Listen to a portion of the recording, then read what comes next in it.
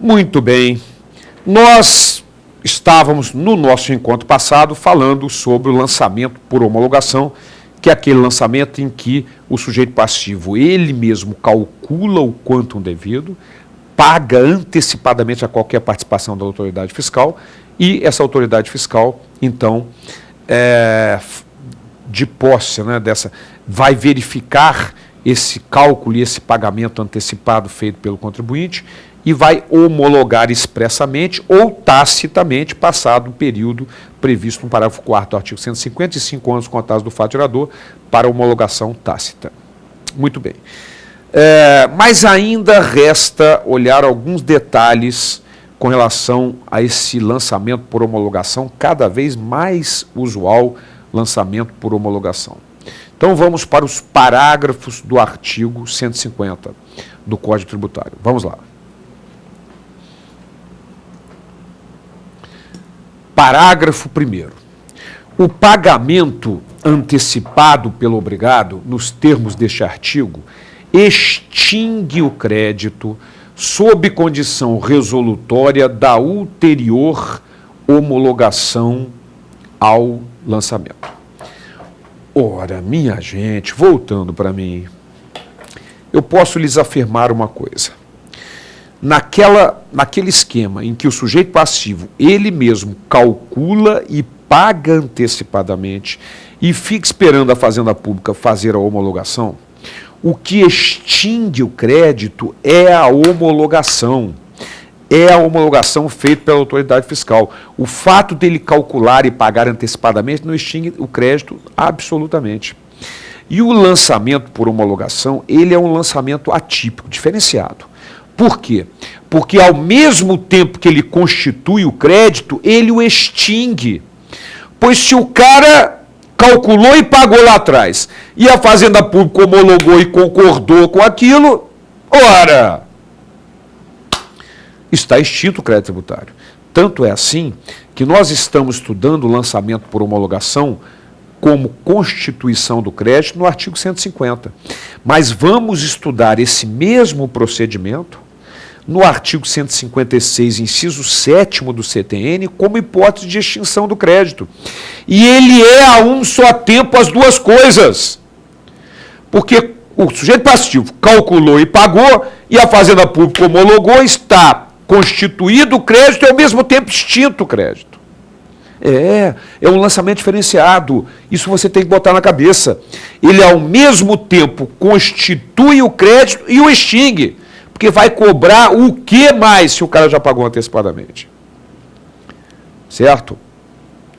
No entanto, quando eu faço essa afirmação de que o pagamento antecipado não extingue o crédito, o que vai extinguir é a homologação, esta afirmação pode parecer contraditória com o texto que nós acabamos de ver do parágrafo 1º do artigo 150, mas não é. Mas nós vamos voltar a ele. Vamos lá. O parágrafo 1º determina que o pagamento antecipado pelo obrigado extingue o crédito. Aí você vai dizer, mas o Boba falou que não extinguia e o Código Tributário está dizendo que extingue, aí eu vou ficar maluco. Não. Extingue o crédito sob condição resolutória da ulterior homologação do lançamento. Então, minha gente, na verdade, ele não extingue nada o pagamento antecipado. Extinguir sob condição resolutória significa, na verdade, não extinguir. Ok? O que extingue definitivamente é o pagamento antecipado e a homologação nos termos do artigo 156, inciso 7º, que vamos estudar mais para frente, como hipótese de extinção do crédito tributário. Então, voltando para mim, por favor, não esqueça desse detalhe fundamental, que é uma característica atípica, diferenciada, totalmente diferenciada do lançamento por homologação. Ele é um procedimento que constitui o crédito, nos termos do artigo que estamos estudando, 150, e ao mesmo tempo o extingue, nos termos do artigo 156, inciso 7º, que nós vamos estudar, que é uma hipótese de extinção do crédito tributário. Muito bem, mas tem mais detalhes ainda. Vamos para o parágrafo 2º do artigo 150. parágrafo 2º determina que não influem sobre a obrigação tributária quaisquer atos anteriores à homologação praticados pelo sujeito passivo ou por terceiro, visando a extinção total ou parcial do crédito tributário. Isso é o que determina o nosso parágrafo 2º do artigo 150. Ora, voltando para mim, vamos entender como é que funciona isso. Nós já vimos lá no título Obrigação Tributária, quando estudamos os casos de responsabilidade tributária, nós vimos o artigo 138 do CTN, que traz o benefício da espontaneidade. O que é o benefício da espontaneidade? É quando o sujeito passivo, ele mesmo, toma a iniciativa de pagar um tributo vencido com juros de mora antes do início de qualquer procedimento fiscal. É excluída a responsabilidade pela penalidade. Ele não vai pagar a penalidade porque ele teve a espontaneidade. É uma forma, nós vimos quando estudamos esse artigo, é uma forma de incentivar o sujeito passivo a pagar. Porque ele sabe que uma vez iniciado o procedimento fiscal, é excluída a espontaneidade. E ele vai ter que pagar com as penalidades cabíveis.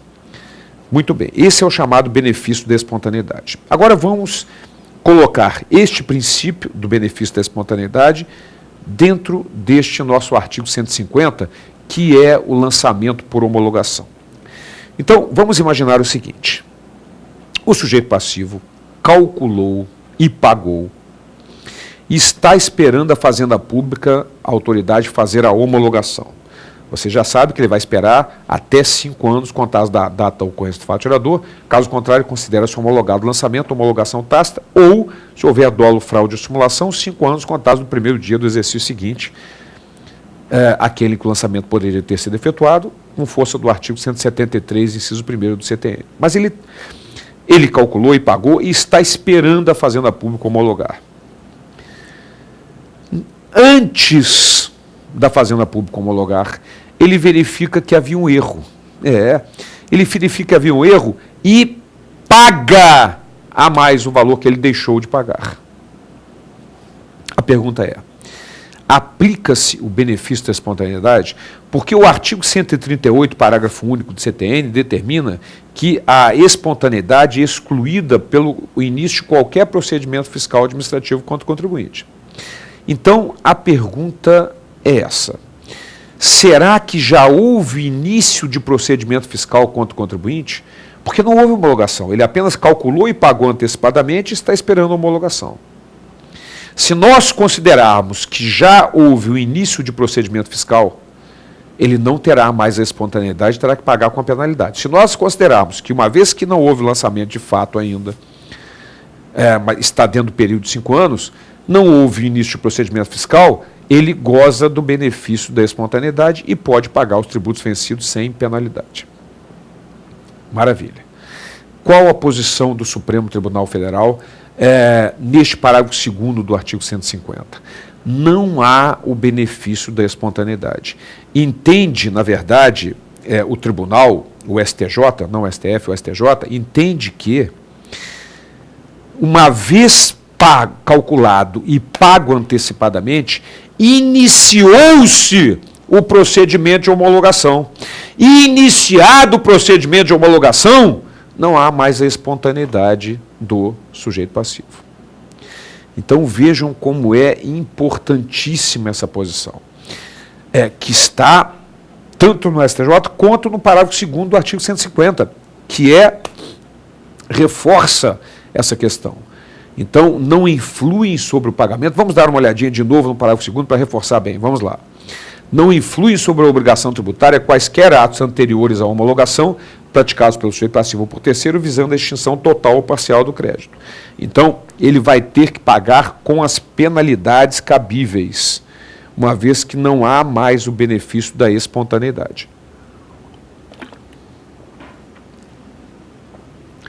Ora, voltando para mim, mas tem um detalhe. Vamos imaginar que ele pagou 5 mil e teria que pagar mais 1.000, E aí, antes da homologação, ele recolhe os 1.000. Teria que pagar com todos os acréscimos. Mas será que este 1.000 que ele pagou vai ser considerado como pagamento? Essa é a questão. É óbvio que sim, mas isso está expresso no parágrafo 3º do artigo 150. Vamos lá. O que nos determina o parágrafo 3º do artigo 150? Os atos a que se refere o parágrafo anterior, ou seja, aquele ato no qual o sujeito passivo, verificando que calculou e pagou um valor menor do que o que era devido, tomou a iniciativa de pagar o restante, serão, porém, considerados na apuração do saldo porventura devido. Ora, então, vai se cobrar dele só o que ele deixou de pagar, penalidade, eventualmente juros de mora. E, sendo o caso, na imposição de penalidade ou sua graduação. Ou seja, pode ser que o legislador imponha, impute uma penalidade menos severa para ele nessa circunstância, na qual ele tomou a iniciativa antes de uma notificação oficial da homologação. Então, vejam que o parágrafo 3º determina que o sujeito passivo não pode ser prejudicado nesse sentido.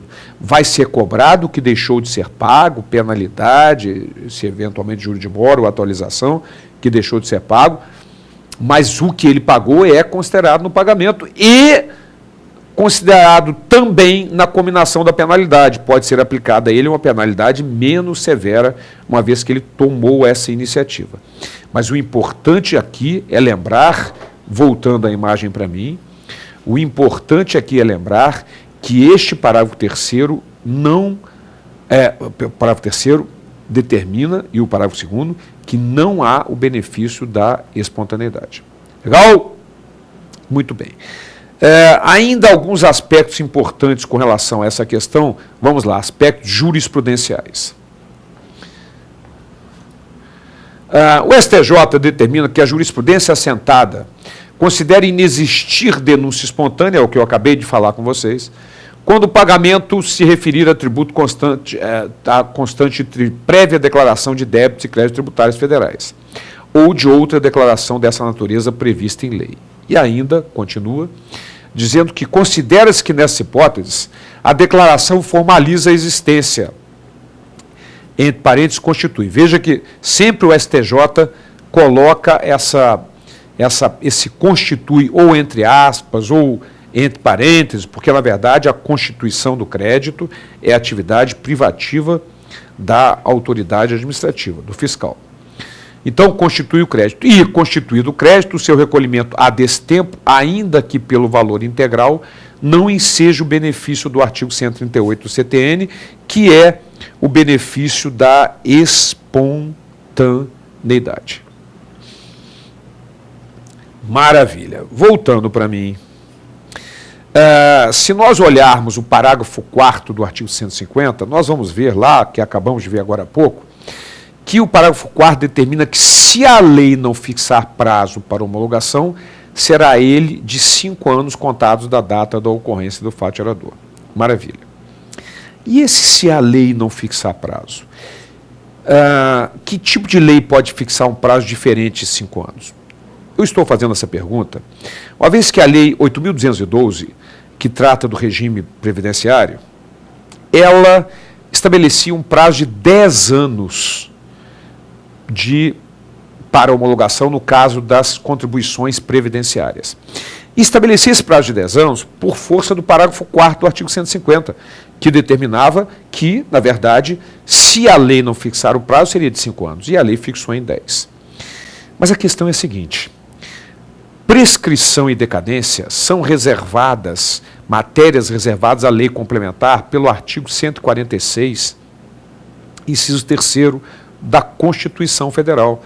O artigo 146, inciso 3º, a linha B de bola, determina que prescrição e decadência são matérias reservadas à lei complementar. E, como são reservadas à lei complementar, não pode a lei ordinária dispor sobre isso. Diante dessa posição, foi publicada a súmula que vamos conhecer agora do Supremo Tribunal Federal. Vamos lá. Súmula vinculante número 8. são inconstitucionais o parágrafo único do artigo 5º do Decreto-Lei 1569 e os artigos 45 e 46 da Lei 8.212, que tratam de prescrição e decadência do crédito tributário. Portanto, voltando a imagem para mim, neste caso, a posição jurisprudencial é que, no sentido da súmula vinculante número 8 do Supremo Tribunal Federal, é que são inconstitucionais os prazos de 10 anos, fixados nos artigos 45 e 46 da Lei 8.212. Depois, esses artigos foram até revogados, depois dessa decisão, dessa súmula vinculante do Supremo Tribunal Federal. Portanto, prevalece o prazo de 5 anos, uma vez que prazo decadencial é matéria reservada à Lei Complementar Federal e não pode uma lei ordinária, como a Lei 8.212, fixar essa matéria. Muito bem, este é o lançamento por homologação. No nosso próximo encontro, nós vamos ver o que pode acontecer com esse crédito, já que já sabemos quais são as formas de lançamento. Uma vez constituído o crédito, o que pode acontecer com ele, as hipóteses de suspensão, extinção e exclusão do crédito tributário. Até lá.